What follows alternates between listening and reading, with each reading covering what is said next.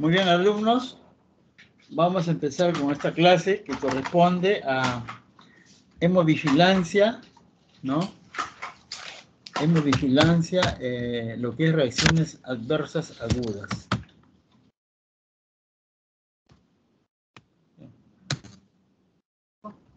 Perdón, ¿no? Ya, espera. ¿Acá? No, ¿cómo lo compartir?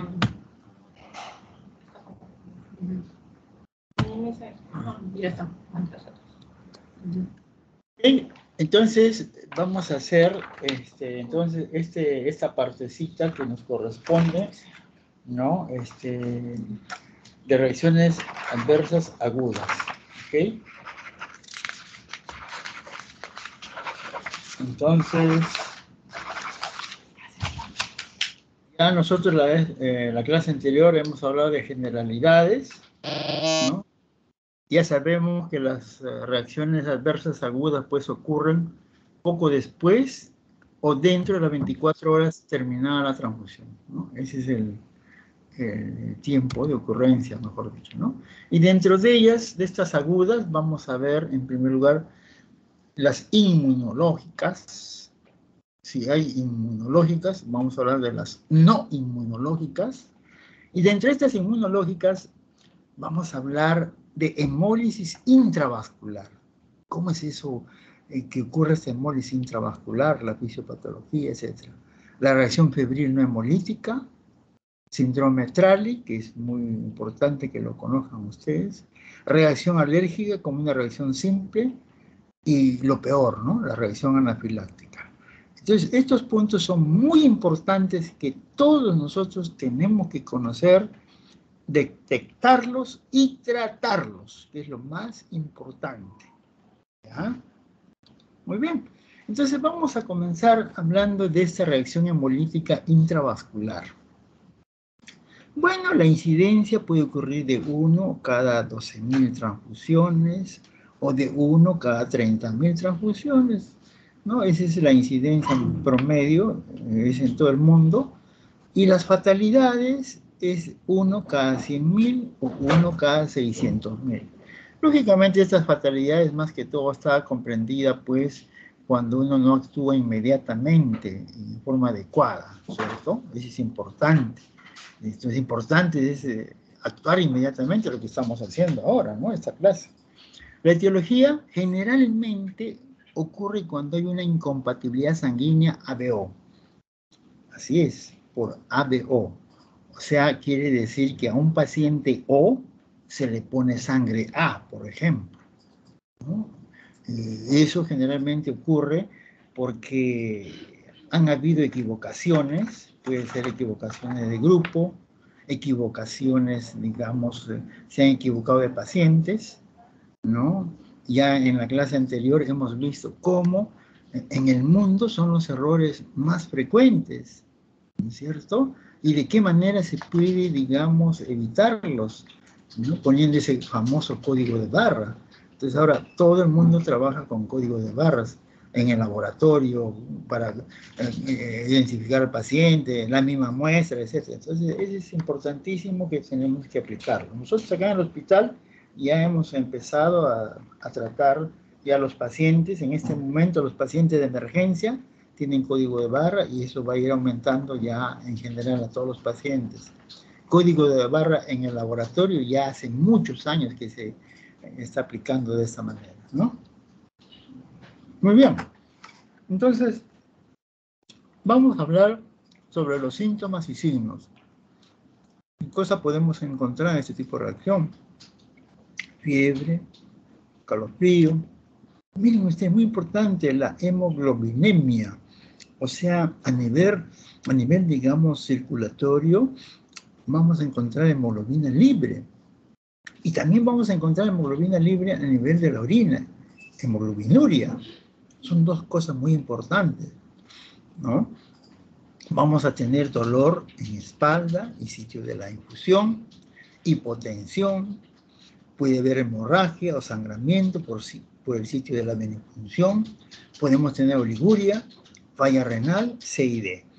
¿no? Y vamos a ver cómo tenemos que actuar pues, mediante esta sintomatología en estos pacientes. Tenemos que actuar inmediatamente. El laboratorio, la prueba de CUM directa, positiva, pero esto, por ejemplo, si yo tengo este tipo de incompatibilidad, esta reacción, a veces no se encuentra la prueba de CUM directa positiva. ¿Por qué? Porque ya todos los glóbulos rojos están destruidos. ¿Y qué métodos me pueden, digamos, detectar? La prueba en metodología de gel, por ejemplo, me puede dar algo. ¿Ya? Entonces eso, si nosotros hacemos en tubo y después de 2 horas ya no encontramos nada. Vamos a decir, no, test con directo negativo, y eso es falso. Tenemos que hacer lo más pronto posible esa prueba de CUMS, ¿no? Y si encontramos negativo, quiere decir que todo está destruido, ¿no? Y lógicamente también pruebas de laboratorio para detección de hemoglobinemia y hemoglobinuria, pues, ¿no? De cajón. Ya los síntomas, como estamos diciendo, todo lo que hemos mencionado, fiebre, presión torácica, dolor lumbar, insuficiencia renal, puede haber, hemorragia, hemoglobinuria, hipotensión, puede haber hipotensión, fiebre. Y vamos a ver toda esta sintomatología, ¿por qué existe? Miren, vamos a ver, ¿no? Entonces, esa es una reacción hemolítica aguda, pues, lógicamente. Puede ser sangre total o concentrado de Matías. Ustedes saben ya, en estos momentos, ya no se debería indicar sangre total, así como total, ya no. Todo va a ser concentrado de Matías. Ajá. Entonces, ¿por qué? Porque cada día pues se está fraccionando más estos hemocomponentes y vamos a tener ya las reacciones que hemos visto. En la parte de abajito estamos viendo, miren, ve, es un vaso sanguíneo, estamos viendo ahí los glóbulos rojos, ¿no? Glóbulos rojos que se están transfundiendo, ¿no? Y el paciente es el que tiene ese anticuerpo, esa inmunoglobulina M, ¿cierto? Entonces, esa inmunoglobulina M es el que va a producir una hemólisis. Hemólisis ahí mismo en el vaso sanguíneo, y por eso se conoce hemólisis intravascular, ¿no es cierto? Y lógicamente eso ocurre, digamos, habiendo fijación de complemento sérico, eso es muy importante, ¿no? Muy bien, y el tratamiento, medidas iniciales, detener la transfusión, recordar que la incompatibilidad BO depende de la cantidad infundida, o sea, a mayor cantidad va a haber mayor problema. Nueva vía para infusión intravenosa, es importante, otra vía entonces, y tenemos que forzar diuresis. Entonces, lógicamente, yo tengo que poner más líquido y diuréticos, pues, ¿no? De esa manera, para tratar, digamos, de eliminar todo lo que ha ocurrido. Otra medida es revisar el grupo sanguíneo, el número de donación en la bolsa, el nombre del paciente, el tipiaje de la bolsa, el resultado de las pruebas cruzadas en la etiqueta, revisar el grupo del paciente en la otra boleta, etc. O sea, tenemos que hacer un estudio minucioso del grupo y las pruebas que se han hecho en el paciente y, lógicamente, en la bolsa de sangre, ¿no? Todos sus datos. Enviar al banco de sangre 5 centímetros de sangre con EDTA, más 5 centímetros de sangre sin anticoagulante y, lógicamente, en lo posible, la bolsa de sangre, ¿no? Toda la bolsa de sangre para que se verifique, se analice qué es lo que ha pasado, ¿no? Incluyendo, lógicamente, el equipo de infusión. Sin aguja, lógicamente, eso también para evitar algún accidente. Y debemos tomar las muestras del brazo contrario al sitio de la infusión. Eso es importante, ¿ok? Muy bien. Ya hemos dicho, detener la transfusión, comprobar los registros administrativos, obtener nueva muestra de sangre del paciente, comprobar de nuevo los grupos sanguíneos de la sangre del donante, pruebas microbiológicas de la unidad de sangre del donante, cultivo de la sangre del paciente, investigar posibles CID, controlar la función renal. ¿Sí? Y también, lógicamente, tenemos que aplicar pues todo lo que corresponde, los líquidos intravenosos, diuréticos, factores, hay que chequear cómo está el perfil de coagulación, cómo están las plaquetas, y probablemente pueden necesitar, y de acuerdo a los datos también bioquímicos, se procederá a hacer la diálisis, ¿no? Acá, esta es una figurita muy interesante, ¿no? Por ejemplo, aquí están los hematíes del donante. En este caso vamos a imaginar hematíes del donante grupo A. Y ahí está el anticuerpo del paciente receptor. Grupo O tiene anti-A tipo IgM, ahí está. Entonces, para que ustedes vean, ese antígeno y ese anticuerpo van a producir una hemólisis intravascular. Vamos a tener activación del complemento, eso es importantísimo. Y lógicamente, eso me va a producir, por el lado izquierdo, están viendo la figura, hemólisis, ¿no? Y al final vamos a tener la hemoglobina libre, vamos a tener, como hemos comentado, hemoglobinuria, ¿no? La hemoglobina libre se fija a la aptoglobina y a la albúmina, por eso en los exámenes que podemos pedir, la aptoglobina puede estar disminuida, a veces ya cero, ¿cierto? Y por el centro, lo que ustedes están viendo, la activación de complemento, C3A, C5A, miren ustedes, eso va a producir una vasodilatación, lógico, y eso como consecuencia, hipotensión, y vamos a tener insuficiencia renal. Así es. Y por el otro caminito también, en la activación del complemento sérico nos va a dar pues cuadro de CID, ¿cierto? Con la consiguiente depósito de fibrina igual insuficiencia renal. Y también el CID, lógico, nos va a dar consumo de factor de coagulación y de plaqueta, lo que estamos viendo en la figurita, y eso nos va a causar hemorragia. O sea, realmente esta diapositiva es muy interesante para poder comprobar, ¿no?, toda la fisiopatología, cómo se está desarrollando esta hemólisis intravascular, ¿no? Muy bien. Vamos a ver otro tipo de reacción, que es reacción febril no hemolítica. Incidencia, generalmente con glóbulos rojos, 0.1 a 1%. En politransfundidos adultos, 6%. Y en niñitos, 12%. Con concentrados plaquetarios es más, de 20 a 30%, dependiendo del tiempo de almacenamiento y del número de leucocitos contaminantes, ¿no? Muy bien.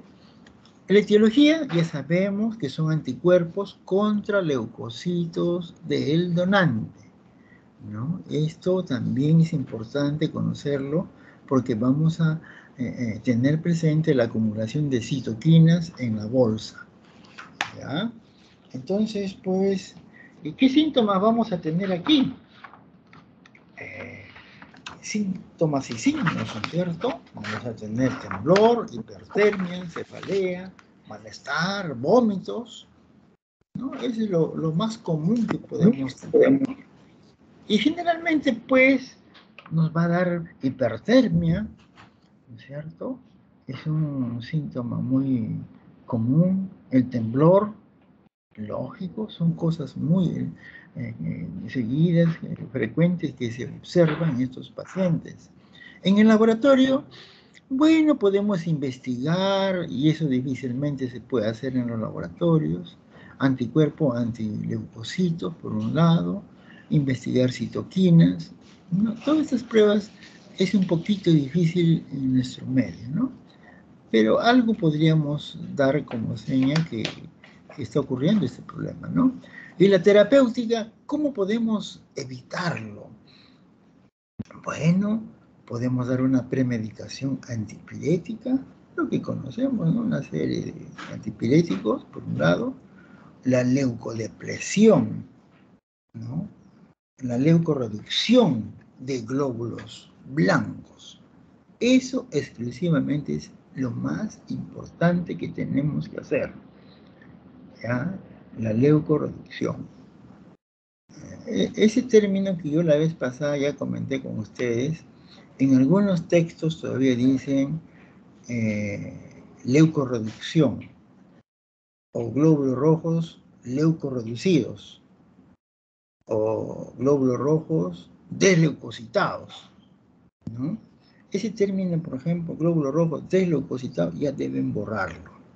Bórrenlo del mapa de la literatura porque no es la forma correcta. ¿Podemos hablar de leucodepresión? Sí, sí, es mejor. ¿Ya? ¿Por qué? Porque siempre va a quedar leucocitos en la bolsa, un porcentaje mínimo, pero que no nos va a dar problema a nuestros pacientes. Eso es lo más importante, a ese porcentaje tenemos que llegar, ¿no? Bueno, y acá, digamos, supuestamente están los anticuerpos leucocitarios para que ustedes vean, miren cómo después de una transfusión se puede presentar, ¿no? Una reacción, si se quiere, pues eso no va en ascenso, como lo estamos viendo en la figurita de abajo, que puede ser una reacción hemolítica por septicemia. Si yo le doy una bolsa contaminada de sangre a mi paciente, cada momento que pase, la temperatura se va a elevar, ¿no es cierto? Entonces, esa es una cosa muy grave. Lógicamente, eso no se debe transfundir, ¿no? Muy bien, vamos a ver otro tipo de reacción, reacciones alérgicas. Involucra esta reacción entre proteínas plasmáticas y la inmunoglobulina E. ¿No? Y la inmunoglobulina E, pues pasado que es más frecuente, podemos estudiar en la superficie de los basófilos y las células mastoides, ¿no? En individuos sensibilizados, lógicamente, ¿no? ¿Y cuáles son los tipos de reacciones alérgicas, ¿no? Llamados así como tal? Un tipo llamado alérgica misma, otro anafiláctica y otro anafilactoide. Miren, ve, son 3 tipos que podemos tener. La incidencia, reacciones alérgicas de 1 a 3%, anafilaxia de 1 a 20.000 hasta 1 a 150.000. O sea, podemos tener ese tipo de reacciones, pero menos frecuente, lógicamente. Solo en un 18% están involucrados los anticuerpos contra IgA. Esto es importante también decirlos que hay muchos pacientes, así como que corresponde al 18%, que pueden tener inmunoglobulina A disminuida. Por ese hecho, ellos pueden formar anticuerpos anti-IgA y presentar reacciones muy severas. Hemos tenido pacientes acá en el hospital, difíciles de tratar, por ejemplo. Hemos tenido que hacer malabares para poder administrar un producto sin el plasma, porque prácticamente esas reacciones se debían a los leucocitos, pero el plasma teníamos que eliminar en todo lo que sea posible, ¿no? Muy bien. Los síntomas y signos cutáneos, prurito, urticaria, eritema, angioedema. Angioedema ya está indicando pues una reacción anafiláctica, ¿no? Respiratorios, estridor, ansiedad, cianosis, disnea, obstrucción de vías respiratorias superiores, disfonía y lógicamente tos, dolor en el tórax, quejidos y bilancias, ¿no? Síntomas respiratorios. Bueno, cardiovascular, pérdida de la conciencia, hipotensión, taquicardia, arritmia y finalmente shock y paro cardíaco. Gastrointestinal, calambre, náusea, vómito, diarrea, sintomatología que fácilmente se pueden tratar, ¿no? Y acá está un paciente pues con reacción anafiláctica, paciente en estado de shock después de recibir una pequeña cantidad de sangre que le ha producido esa reacción, ¿no? Reacción de urticaria, prurito y exantema, una reacción más leve. Muy bien. Y las reacciones alérgicas, por ejemplo, como ya hemos dicho en el laboratorio, esa inmunodeficiencia de IgA nos pueden dar altos títulos de IgG, anti-IgA, ¿cierto? O sea, quiero que me entiendan esto. Pacientes con baja inmunoglobulina A, ellos pueden producir, ¿no es cierto?, altos títulos de anticuerpos tipo IgG, pero que tienen, digamos, la tendencia, o sea, la especificidad anti-IgA. nosotros sabemos la IgA es un dímero, la IgG es un monómero, ¿cierto? Pero es un anticuerpo tipo inmunoglobulina G. No hay ninguna indicación de pruebas post-transfusionales para hacer eso, lógicamente, ¿no? El tratamiento, las reacciones alérgicas, miren, importantísimo disminuir la velocidad de infusión o detenerla, ¿no? Entonces, nosotros podemos notar más estos tipos de reacciones cuando aumentamos el goteo, estamos apurados y mi paciente se enroncha, como decimos vulgarmente, ¿no? Entonces nosotros tenemos que disminuir esa velocidad hasta resolver esta eventualidad. ¿Y cómo? Tenemos que dar antihistamínicos, vía oral, vía intramuscular o endovenoso, de acuerdo al caso. Y la anafilaxia, si se presentara, suspender la transfusión, administrar adrenalina vía subcutánea, podemos dar esteroides, ¿no? Hidratación, ¿no? Ya tener una vía en el paciente, oxigenoterapia si así lo amerita, antihistamínicos y en caso de hipotensión ya los vasopresores. Eso ya en casos más severos, ¿no es cierto? Muy bien. Vamos a entrar a otra entidad, el TRALI. En algún momento comentamos con ustedes, ¿no? Que son siglas en inglés, de atrás para adelante. La I de injuria, L de pulmón, injuria pulmonar aguda relacionada a la transfusión, ¿no? La incidencia puede ser de 1 cada 5.000 a 1/190.000. Imagínense, nosotros hemos tenido en nuestro hospital casos de TRALI, aunque ustedes no lo crean, hemos tenido. Bueno, el hospital Menara, pues, sus antecedentes, el tiempo que está, la cantidad de transfusiones que realiza, tiene que haber en algún momento, ¿no? Muy bien. La etiología, ojo, anticuerpos contra antígenos HLA. Ajá. O sea, neutrófilos de receptor que generan un aumento de la permeabilidad capilar pulmonar a nivel intersticial y alveolar. O sea,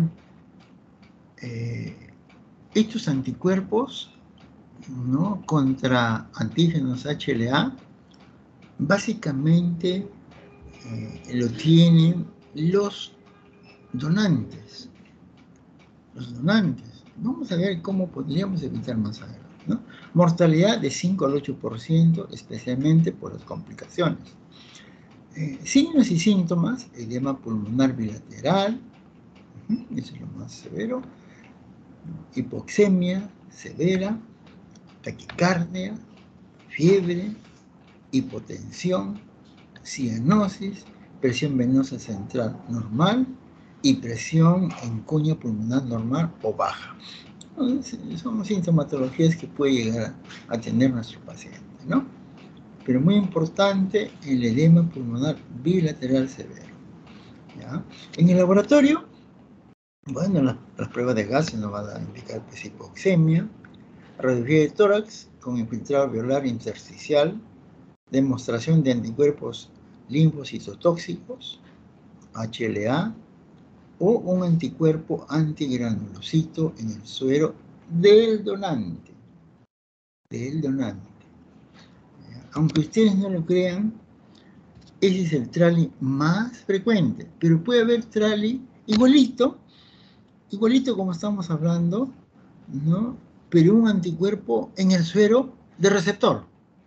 Ya ha habido casos, por ejemplo, pero el más frecuente es ese anticuerpo, digamos, detectado en el donante.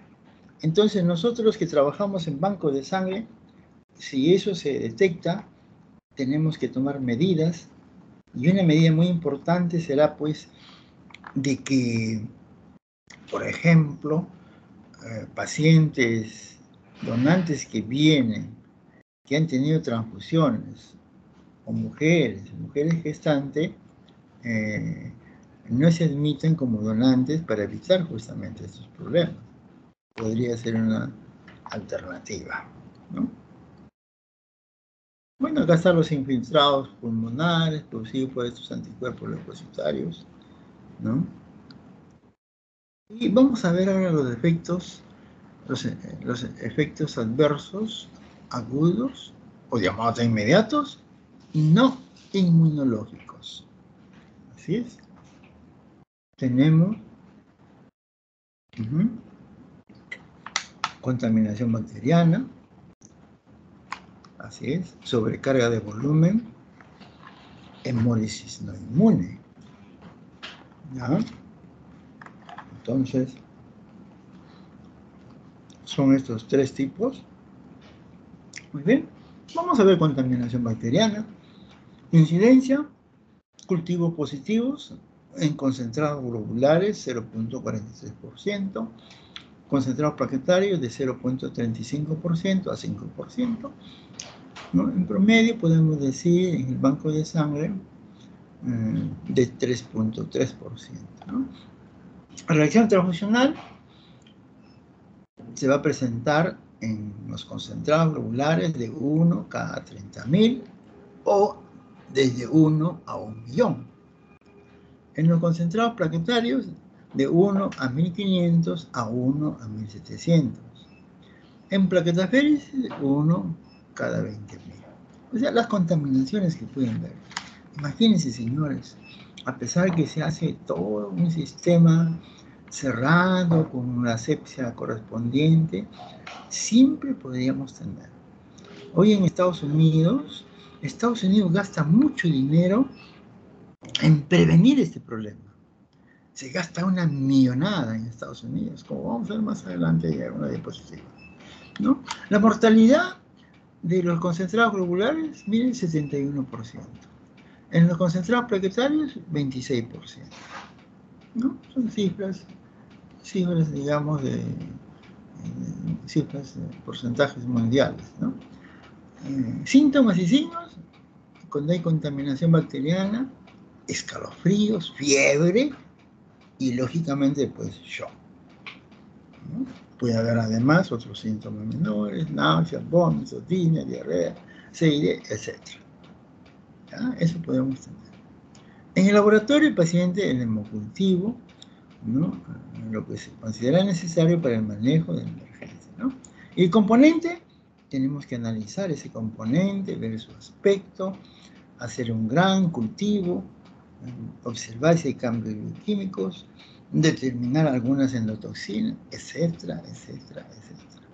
El tratamiento, prevención, tenemos que prevenir, ver la manera cómo tenemos que evitar esa contaminación que estamos hablando.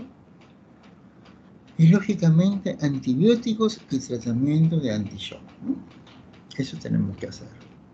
Está un medio de cultivo, miren los gérmenes, se ha analizado de esa bolsa, podemos obtener ese medio de cultivo donde vemos el crecimiento, ¿no? Ya los síntomas hemos visto, fiebre, calofríos, hipotensión, y lógicamente se puede morir el paciente. Miren, acá es otra, digamos, efecto adverso, una sobrecarga circulatoria, ¿no? Y esto, sobre todo, tenemos que tener en cuenta, especialmente cuando transfundimos a los niñitos, a los bebitos, ¿no? A los pediátricos en general, y también a los ancianitos, a los de tercera edad, porque van a tener su aparato circulatorio, su aparato pulmonar, muy similares ambos, ¿no? Necesita cuidados ambos, ¿no? La etiología, lógicamente, puede ocurrir esta sobrecarga circulatoria, una transfusión rápida o un exceso de componente sanguíneo.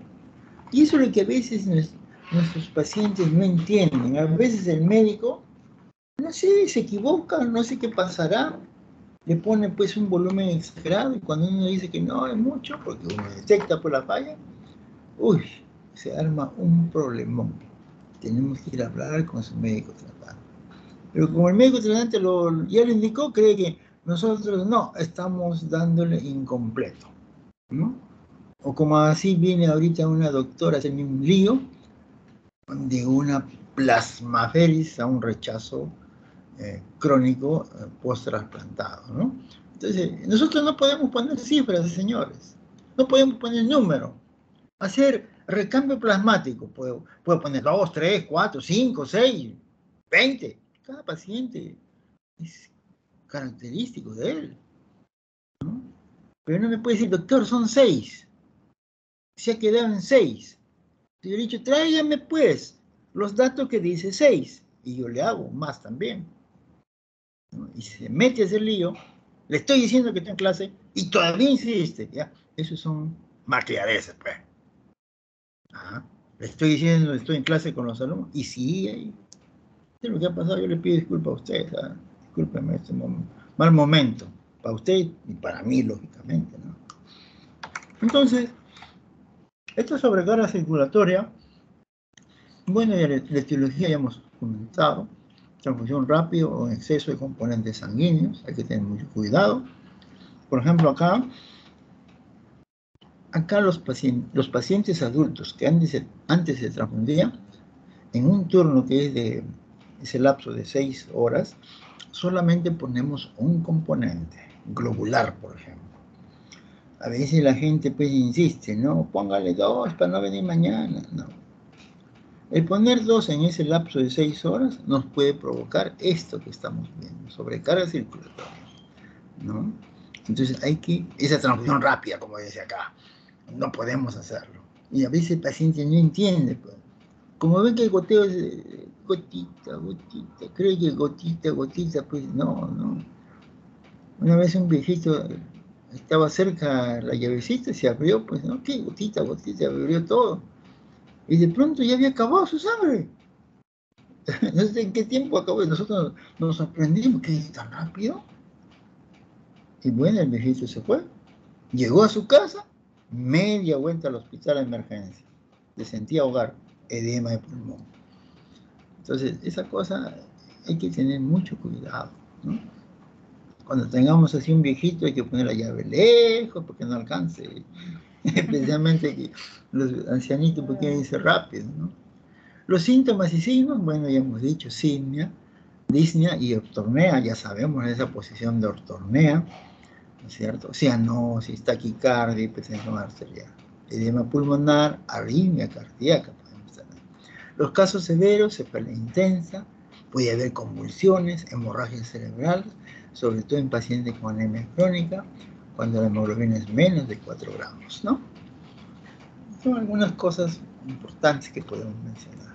La sobrecarga de líquido. Mire, estamos viendo venas en el cuello están distendidas, congestión pulmonar, edema, etc. El manejo y tratamiento.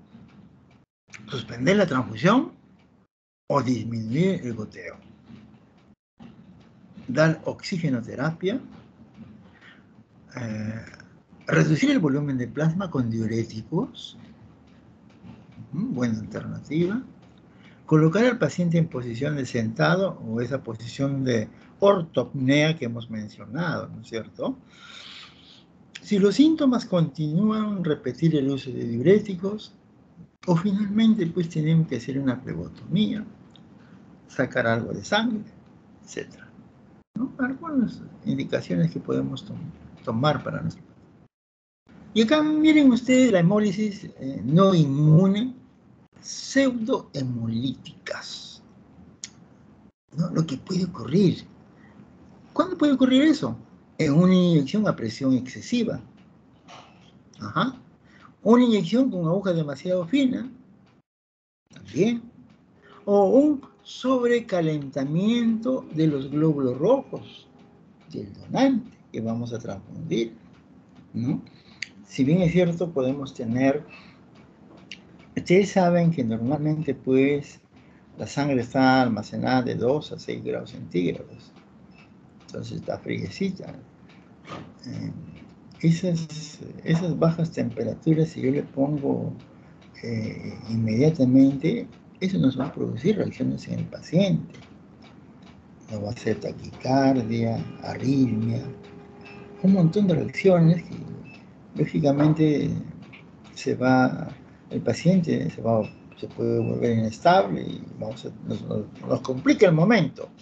La clínica del paciente se va a hacer, digamos, diferente del estado que se encuentra, ¿no? Entonces, imagínense el poner sangre fría o demasiado rápida. Nosotros acá que tenemos trasplante de hígado, ustedes saben, el trasplante de hígado acá en el hospital, nosotros tenemos un aparatito, una bomba de infusión rápida, ¿no? Un sistema de infusión rápida que se llama el RIS, que son siglas en inglés.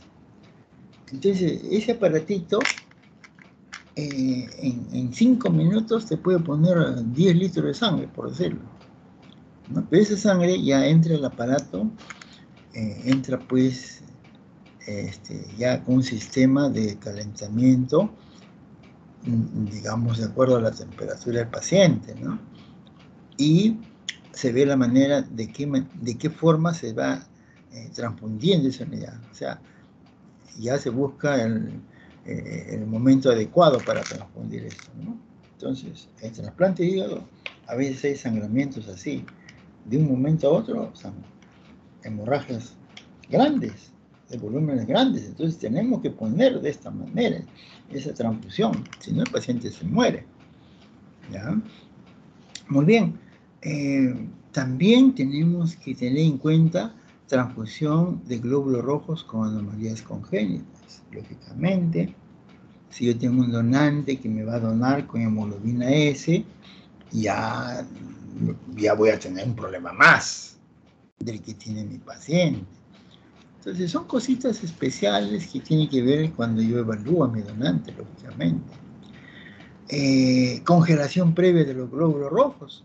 Bueno, nosotros podemos congelar glóbulos rojos, ya hemos comentado en algún momento cuando hicimos una clase de donación autóloga. Podemos congelar glóbulos rojos por 10, por 20 años, ¿no es cierto? Pero eso también, si yo hago de una mala forma, podemos tener una hemólisis no inmune, ¿no? Como dice, también llamada como pseudohemolítica. Ajá. Y también tenemos que tener en cuenta la transfusión de glóbulos rojos alterados por diversos microorganismos. Ustedes saben que un microorganismo, una bacteria, puede modificar la estructura de un hematíe. El hematíe en sí tiene una membrana, ¿no es cierto? Pero a veces por los gérmenes, cuando está el paciente séptico, esa membrana se puede abrir y dejar como un cráter, ¿no? Y eso que está dejando así se llama, nos va a mostrar los antígenos internos de ese glóbulo rojo, que normalmente está tapado. Eso se llama los criptoantígenos, ¿no? Y cuando nosotros vemos, eso se debe a unos antígenos llamados antígenos K, antígenos TN, antígenos TNK, ¿no? Todos son criptoantígenos. Y si nosotros de eso hacemos pruebas en el laboratorio, y si hacemos una prueba, todo eso me va a dar incompatible. Vamos a estar rascando en la cabeza, pero ¿dónde será? No es un problema inmune, es un problema de la estructura del glóbulo rojo. Lógicamente, cuando tenemos un paciente con una prueba que sea incompatible, es importante hacerle toda una historia clínica completa a ese paciente para poder finalmente llegar a una conclusión y de qué se está tratando en este caso, pues, ¿no? Muy bien. Y nada más, hemos acabado esta primera parte. Señor delegado, a ver si hay alguna pregunta. Si no, yo pregunto.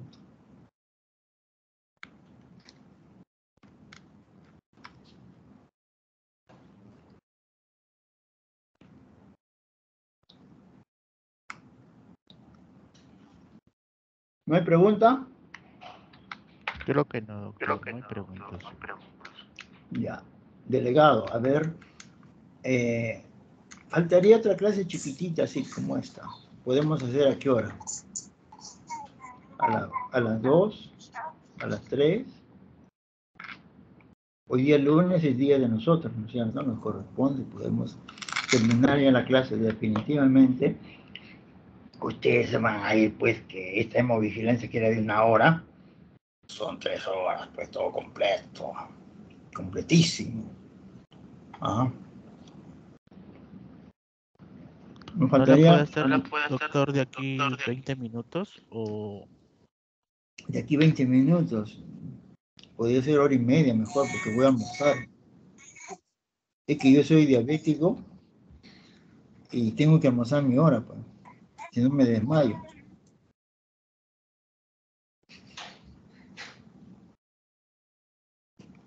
¿Por qué? ya, doctor, entonces ¿A qué hora tiene que hacer? no creo que hoy no hay nada programado. Voy a consultar a mis Ya, un compañeros de ratito. todas maneras. Un ratito. Alumno, un ratito, ¿eh? Aló, doctor, ¿cómo está? ¿Qué tal? ¿Qué novedades? Buenas tardes. ¿Qué tal? Ah, buenos días todavía, ¿no? Ah, todavía, Rumi. Ya. ¿Qué? ¿Toda la semana estoy acá? Doctor, si le iba a buscar todavía. Usted no me ha dado boliche. La semana pasada, pues no me ha dado bolito sobrado. Usted cree que va a ser presidente ejecutiva.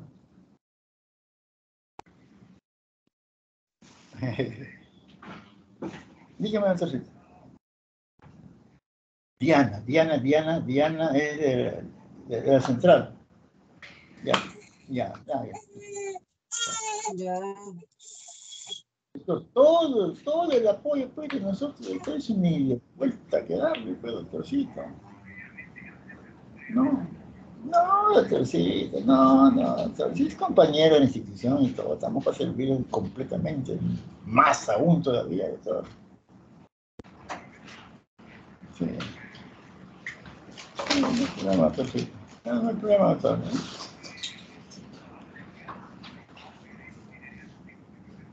Ya, todo, no se preocupe. Ya, está. Ya, está. No hay problema. Ya, doctorcito, lo que quería pedirle, por favor, usted tiene que poner PCC mando, doctor. Hasta ahora el misil nada pasa a mis horas. No, doctor, mire, no me pagan enero, febrero, marzo. No me pagan nada, yo estoy viniendo, yo me quedo hasta las 8 de la noche todavía. Los días que no vengo me quedo hasta las 8 de la noche. Todos los días, pues acá ya tengo mi cama ya. Me falta una compañía nada más para quedarme a dormir, ya puedo acompañar porque me da pesadilla. Claro, pues. A ver, otro sitio, usted puede decir. Ya, otro sitio, ya lo voy a agradecer, ya. Disculpe que sea tan chinchoso. Si no, voy a empezar a tomar examen nuevamente. Yo estoy justo ahorita terminando la clase pues, de hemovigilancia con los chicos. A ver, no, ya terminé felizmente. Dice, justo a pelo, ya. Sí. Ya, doctorcito, ya, por favor. Le agradezco, doctor. Cuánto gusto, ¿ya? Hasta luego. No me acompaña, gerente de línea. Así me alumno, le he dicho. Es mi gerente. ¿Cómo cambió el...? Ay, así. A mí me han querido poner puestos, nunca he querido puestos. Bueno, pues iremos a almorzar. Programaré para qué hora. Para las 2. doctor, disculpe. Hola. Doctor, ¿a la Hola. 1 estaría bien? 1 Doctor, de la ya va a ser tarde. la 1 ya. Eh, La 1:30. ya 1:30 estaría bien. Ya, ahorita le programa, 1:30, ¿ya? Voy a programar de una vez. Ya, Ya, doctor. doctor. Quedamos. Ya, ok. Nos vemos entonces 1:30, doctor. Muchas Ya, gracias. chao.